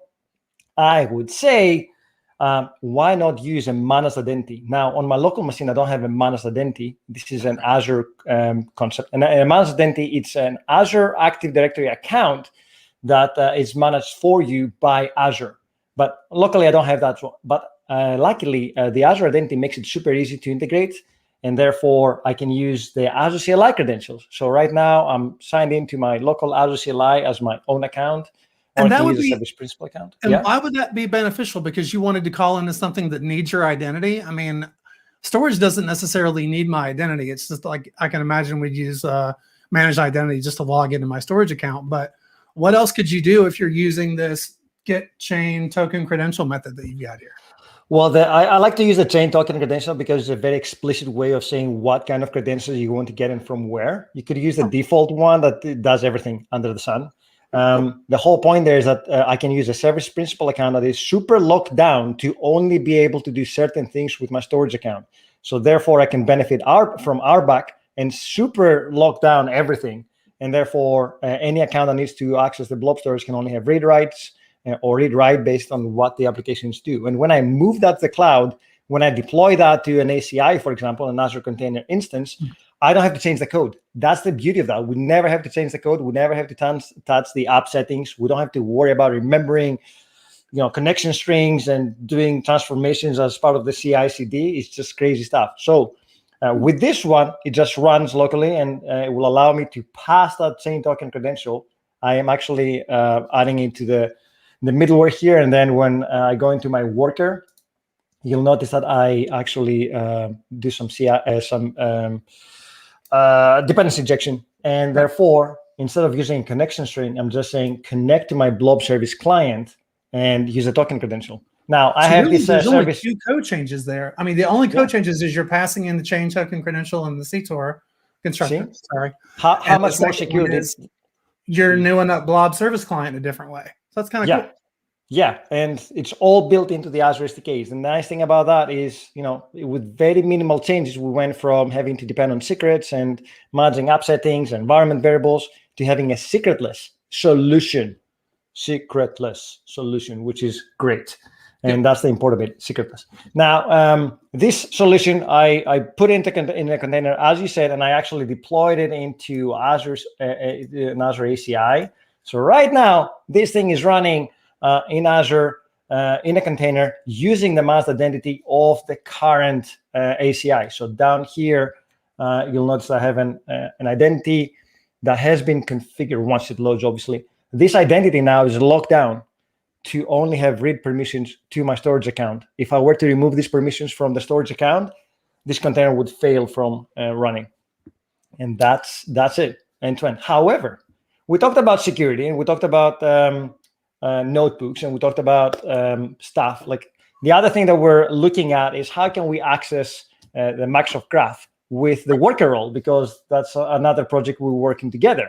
Yep. And there, you cannot use the mouse identity. I mean, you could use mouse identities. That's a lie. We could use that, but we want to say, I want to sign in as a specific user, right, and then access things. Now, one of the challenges when you work with Graph and Azure Active Directory is knowing how to set up your app registration. And app registration, you and me have talked about that a lot. An app registration is an intent that we show in Azure Active Directory. So we're going to use Azure Active Directory to authenticate a user and then do something with that user, maybe get an access token to call something. And every time we do that, we get tripped, right? You forget to put the redirect URI, you forget to define the platform, you may be missing some permissions. And I wanted to find a way to automate that for you, to make it easy. So then the next time you come to me and say, Chris, I want to be the yeah, because we've role. done this with like APIs, having to talk to other APIs, clients having to talk to APIs. Yes. Now we've got a worker that has to talk to another API. Yeah. It's always very nuanced. Like every time I talk to you, it's like, well, last time you told me to create a client application. The time before that, you told me to create a service application. Today, you're telling me I got to do both, and I have to create this thing in the middle of it. And it's like, how do you remember all those details for each little nuanced scenario? I mean, it's security. We need to get it right. You know what I mean? Yes. So this is a debugging experience, right? We try to work out how to do things, and we stumble across them, and we want to automate that. Remember, automation is king because it means that first I don't have to, you don't have to call me every 5 days to remind you how to do things. And I don't have to write every single blog post or document that explains how to set them up. It's a tedious process. So what I came up with was the idea of using .NET Interactive to automate the whole process. So right now, based on the work that Maria and her team have done, we're actually able to automate the whole thing. So as you can see here, the first thing I need to do is just pull some namespaces. I'm pulling some NuGet packages that I'm going to use, namely the Graph and MSAL to authenticate to Azure Active Directory.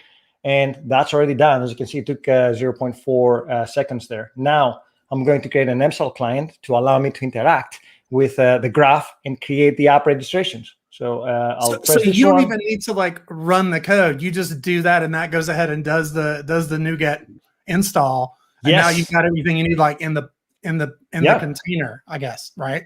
It's the local environment here, right? So now I have an MSAL client that can speak to Azure Active Directory and do things for me. So the next thing I'm going to do is create an API app registration, because our worker needs to call that API, right? Right. So here I can say run this. Now you'll notice that at the bottom it says, well, you need to authenticate. I want you to authenticate as yourself in order to be able to do the things that you need to do. So I'll do that. I'll open my browser and I will authenticate as myself. And we're using device code flow here. So let me just go and grab the code. And with that, we'll create this kind of an association so it knows what we're doing. So I'll put the code here. And now it will ask me to sign in with the right account. Yes, I want to sign in. Which account do you want to use? I want to use the one for the right tenant.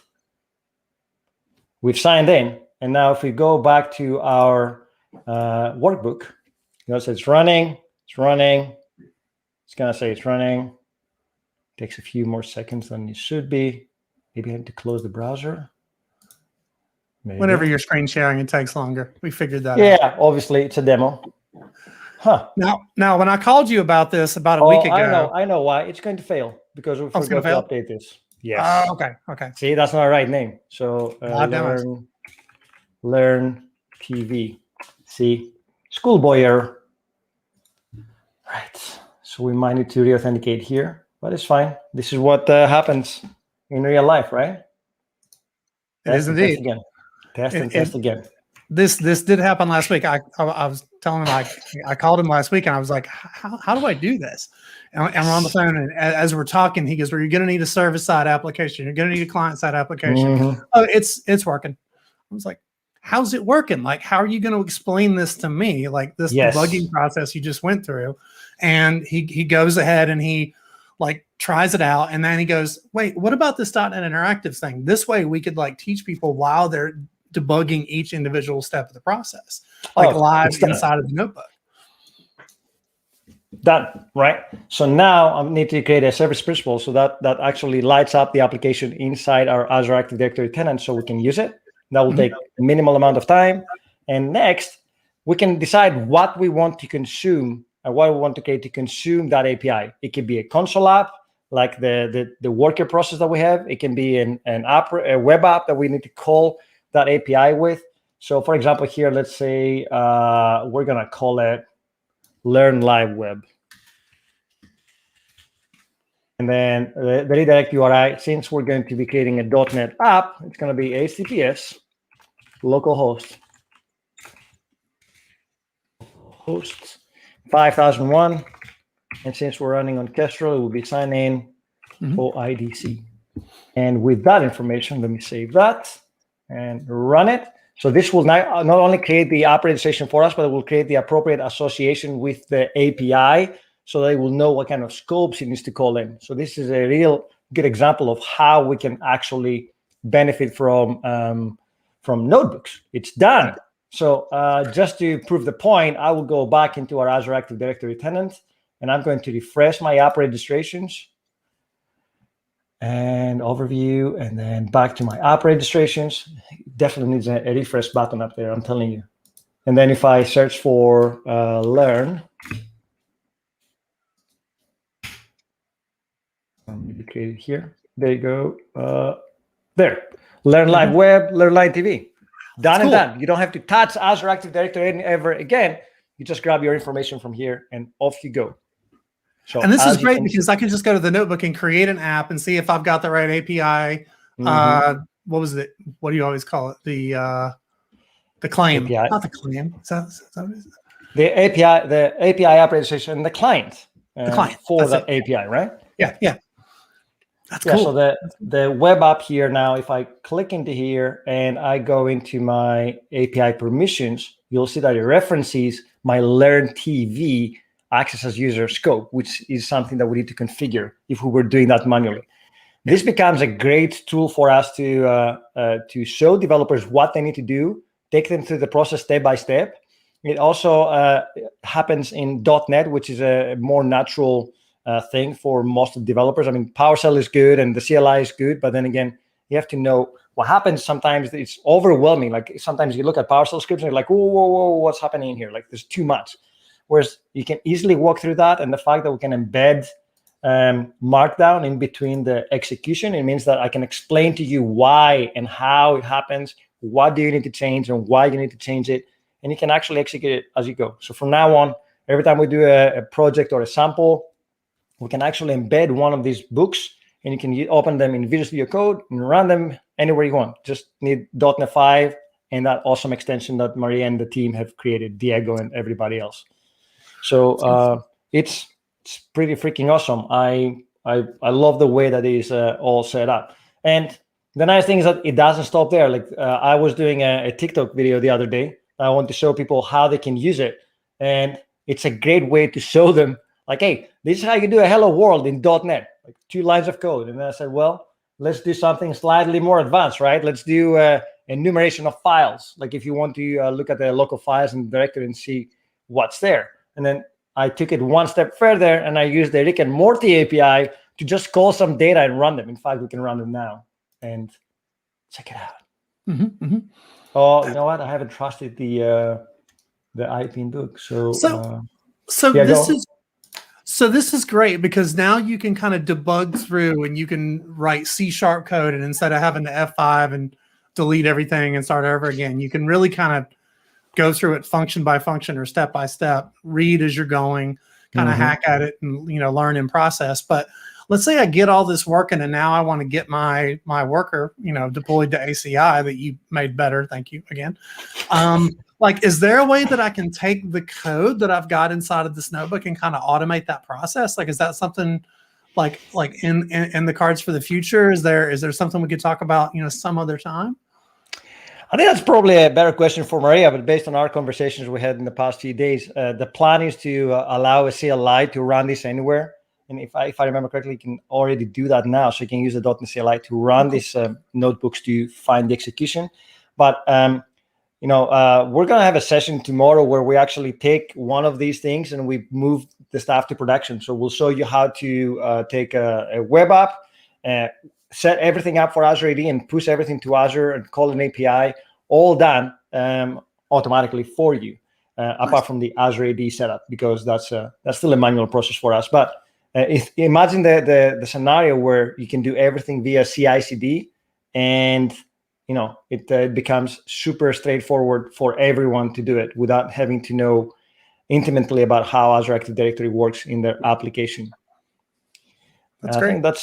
I think that's a good time now to bring back Frank and Nitya to let us know what they think about this demo. I like Azure AD. It's so useful, so convenient. You cannot check in your secrets. It's just like wonderful. Yes. It's like Well, Mark I'll be Brown said, honest and say that after Maria's session and this, I was just like trawling the .NET Interactive docs all this time. So this is awesome.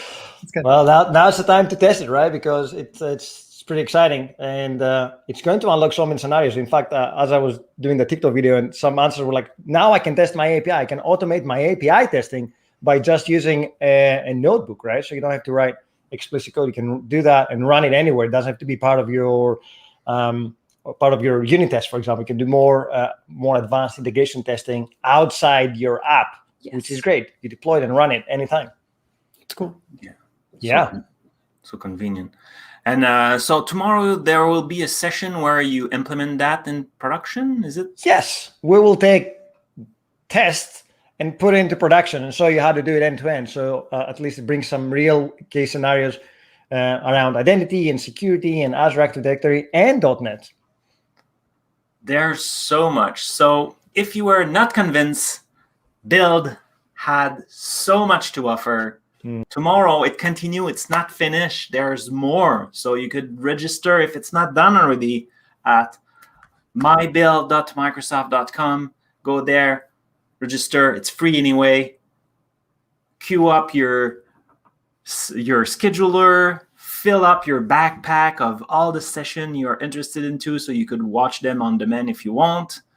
And what else, Nitya? I think we have to mention that this was our first 2-hour special episode of Hello World, and we're doing one again tomorrow, right? Is that same time? No, it's 4 to 7 p.m. is what I hear. Yeah. And I mean, let's just look at the number of really great guests we had this time. I can't wait to see who's on tomorrow. Plus, I think a lot of the sessions at Build are already kind of got their videos available on demand. So, follow through on what you heard today. New guests, a lot more stuff tomorrow. And you got to give a shout out to Cloud Skills Challenges. You heard about Cloud Skills Challenge? A little. Right? Go ahead. Well, this time, usually when you talk about Cloud Skills Challenge, right, it's like it's a way for you to learn by going through all the learning paths. But they're doing something special this time. Usually, when you finish a Cloud Skills Challenge, it's like you might get a discount on certification, things like that. But this time, you have different paths to choose, and there's an extra special prize for a few lucky people, which is to get time with one of 15 really well-known folks. Get time to talk to them, ask them questions, whatever. So go check it out. The links are going to be in the show notes. Wonderful. And right now it may be done for Hello World, but we should welcome some people. Am I right, Nitya? Oh my God, I'm so happy. Hello World and Hello Build in APAC, right? Hey, yeah. Yes. So right here, stay on this channel, I think. Or if you're on the Build session live pages, you can go ahead and check out all the other sessions. The main ones, I think, will stream live on Learn TV, starting with probably the keynote. So I can't wait. So hello, APAC, and it's nice to see you online. Have a good build, everybody. Bye.